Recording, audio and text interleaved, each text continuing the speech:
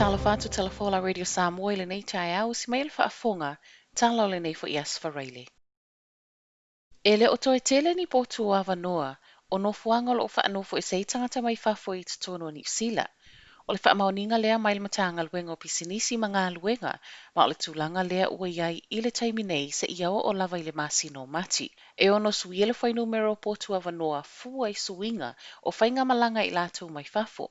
E o atu le whaafe lima se lau potu o loo wha o ngā mo le whaanofo i seo i lātou mai whafo. Ma i tutono le lua vai aso o mua mua o le ua tutumu le tusa ma le whaafe lua se lau wivas fulma le iwa potu wha moe moe e nofu ia le silia ma le lima afe ono se lau tangata. E se maile se fulu wha aso lo wha o ngai nei potu mo le whaanofo i seo tangata whi malangai. E le o tawa o fiai ma taimi o lo wha awanoa ai mo le wha mamaina.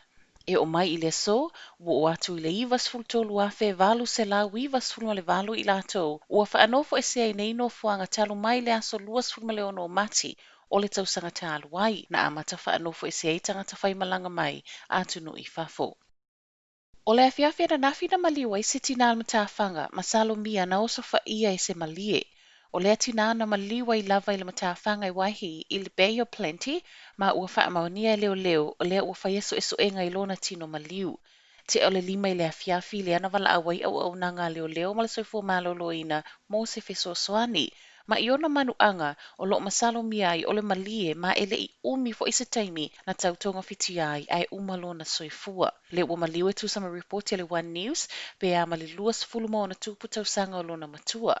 I wha amamongo le taimi muli muli na maliwa i se tangata i Bay of Plenty ma fua na ua so wha e se malie o le afe valu se lau fitu lima. O le matawhanga le nei waihi ina reporti ai ina i vai aso i le ima mau atu le va ai ai o malie. Ua va ai le matanga luenga lo va ai mataanga fa asau i le ono fa atapu la o tangata e mawhaio na asia nei no fuanga i taimi pisi.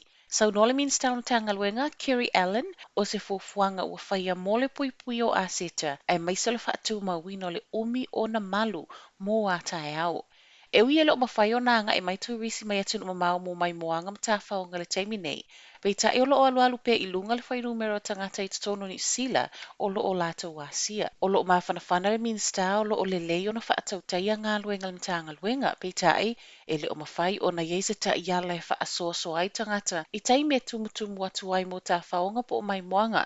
Ma o le uwa ai e wha atala noa le ono alo i o le nei suinga ma sui o le iwi a tangata Maori. Ua toe wha wau le tutongi na peo le wage subsidy po le fisosoani mai le malo mo tutongi o tangata whai ngā luenga i tutono le atu kuki. O le wha asilasilanga lea mai le li pāle Mia Mark Brown ma o le toe wha o popo o masino le nei fisosoani le malo ua o ngatasi ma le periota o lo atofa e te talaife malanga inga i le vāmani Sila. Ua o atu le tolus fulvalu miliona tala America wage subsidy ua mai atutongi natu nei le malo.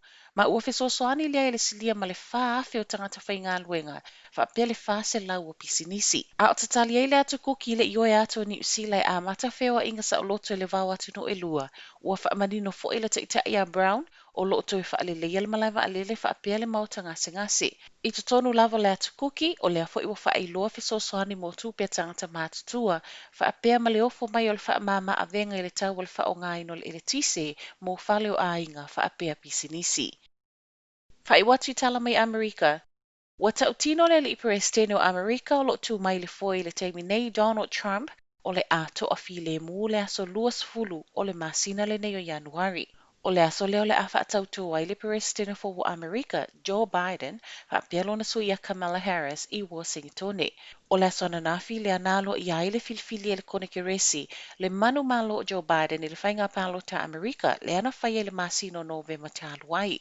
Ma o le polomisi Trump na whaia na nafi o le afa atu ata utino i loma Trump mo le uro i taimi wa whaia ina.